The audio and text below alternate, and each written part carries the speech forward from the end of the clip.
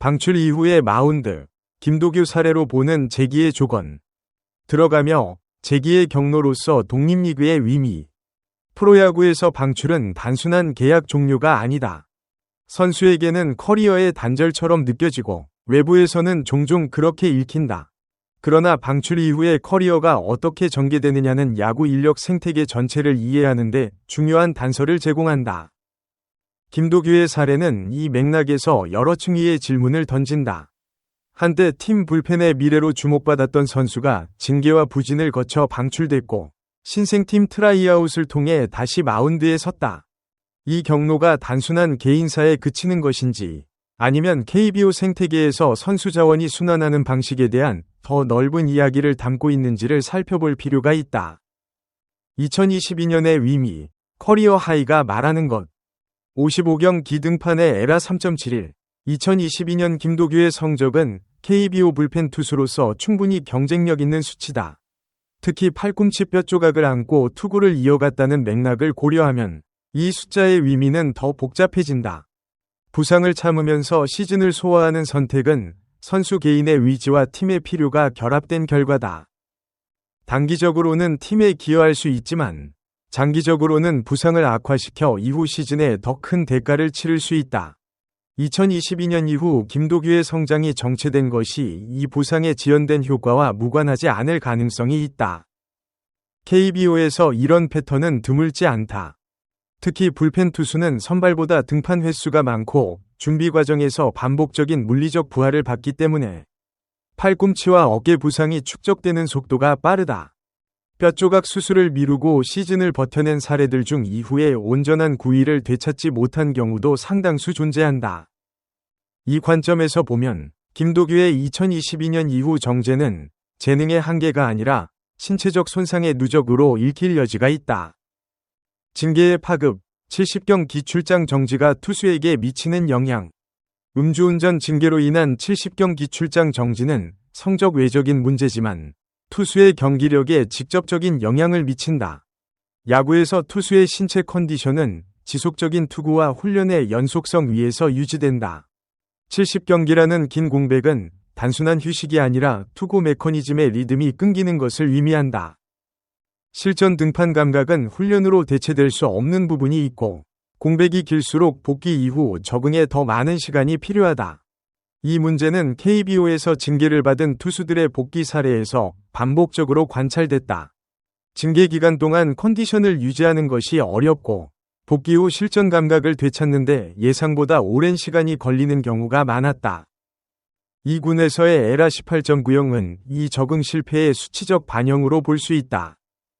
비교 가능한 사례로 과거 KBO에서 다양한 사유로 장기 출장 정지를 받은 투수들의 복귀 과정을 살펴보면 성공적으로 재기한 경우와 그렇지 못한 경우의 가장 큰 차이는 복귀 직후 얼마나 빠르게 실전 리듬을 회복하느냐였다. 장기 공백 후 첫 등판에서의 성적이 이후 커리어의 방향을 상당 부분 결정하는 경향이 있다. 울산 웨일즈와 독립리그의 역할. 울산 웨일즈는 KBO 퓨처스 체계 내의 신생팀이다. 이 팀의 존재가 김도규 같은 선수에게 갖는 의미는 단순한 계속 뛸 수 있는 공간 이상이다. 독립리그 또는 독립 퓨처스팀은 방출 선수들이 가진 기술과 경험을 유지하면서 재기를 준비할 수 있는 환경을 제공한다. 특히 1군 경험이 있는 선수에게는 그 경험 자체가 팀 내에서 즉각적인 가치를 갖는다. 신생팀 울산에게 김도규 같은 선수가 필승조 후보로 고려된 것은 이 맥락에서 이해된다. 메이저리그의 독립리그 생태계는 이런 기능을 훨씬 체계적으로 수행하고 있다. 방출된 마이너리거나 한때 빅리그를 경험한 선수들이 독립리그에서 기량을 다듬은 후 다시 메이저 조직과 계약하는 사례가 매년 나온다. KBO에서 이 생태계는 아직 초기 단계에 있지만 울산 웨일즈 같은 팀의 등장이 그 가능성을 넓히고 있다. 트라이아웃이라는 방식도 주목할 만하다. 개방적인 트라이아웃은 방출 선수들에게 스스로를 증명할 기회를 주는 가장 공정한 방식이다. 이 과정에서 선발된 김도규는 최소한 현 시점에서 울산의 기준을 충족하는 경쟁력을 갖췄다는 의미다. 현재 성적의 해석, 에라 6.23위 맥락. 9경기 에라 6.23은 표면적으로 부진한 수치다. 그러나 이 수치를 어떤 맥락에서 읽느냐에 따라 해석이 달라진다. 긍정적으로 읽으면 장기 공백과 방출이라는 심리적 충격을 경험한 선수가 다시 마운드에 서서 세이브를 정립하고 있다는 사실 자체가 의미 있다.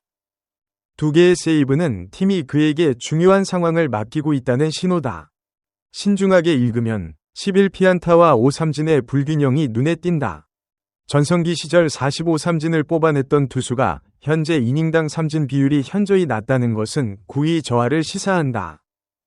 볼넷이 3개로 줄었다는 점은 제구면에서의 개선 신호일 수 있지만 삼진이 줄었다는 것은 타자를 압도하는 능력이 예전 같지 않다는 의미다. 이 두 가지 해석이 공존할 수 있는 이유는 현재가 아직 전환 중인 시기이기 때문이다. 본인이 언급한 롯데 마지막 시절보다 몸 상태가 훨씬 좋아졌다 는 말이 실제 구위 회복으로 이어질지는 더 많은 등판을 통해 확인해야 한다. 1998년생 투수의 시간, 나이라는 변수. 김도규가 1998년생이라는 사실은 이 분석에서 중요한 긍정적 변수다. KBO에서 투수의 전성기는 대개 27에서 33세 사이로 본다. 현재 27세인 김도규는 이론적으로 전성기의 초입에 있다. 부상과 징계로 인해 이 시기를 온전히 활용하지 못했지만 신체 나이 자체가 벽이 되는 상황은 아니다. 메이저리그에서 늦게 기회를 잡은 불펜 투수들의 사례를 보면 20대 후반에 방출됐다가 독립리그나 마이너리그를 거쳐 30대 초반에 빅리그에서 커리어를 꽃피운 경우가 있다. 이런 사례들의 공통점은 신체 능력이 아직 남아있는 시기에 기회를 잡았다는 것, 그리고 이전의 실패에서 구체적인 기술적 교훈을 얻었다는 것이다. 김도규에게 필요한 것이 무엇인지는 외부에서 정확히 알 수 없다. 구위 회복인지, 제구의 정교함인지, 아니면 심리적 안정감인지, 하지만 나이라는 변수만큼은 아직 그의 편이다. 마치며 재기의 조건은 결과가 아니라 과정에 있다. 김도규의 현재 위치는 가능성과 불확실성 사이 어딘가에 있다. 방출과 징계라는 두 가지 장벽을 넘어 다시 마운드에 섰다는 사실은 최소한 포기하지 않았다는 의미다. 그러나 야구에서 의지만으로 충분하지 않다는 것은 수많은 사례가 보여준다. 구위가 실제로 돌아오고 있는지, 실전에서의 삼진 능력이 회복되고 있는지, 그리고 중요한 순간에 압박을 이겨내는 능력이 유지되고 있는지가 재기의 실질적 조건이다. 울산에서의 시즌이 끝났을 때 김도규의 성적표가 어떤 숫자를 담고 있느냐가 그의 커리어가 어디로 향할지를 말해줄 것이다.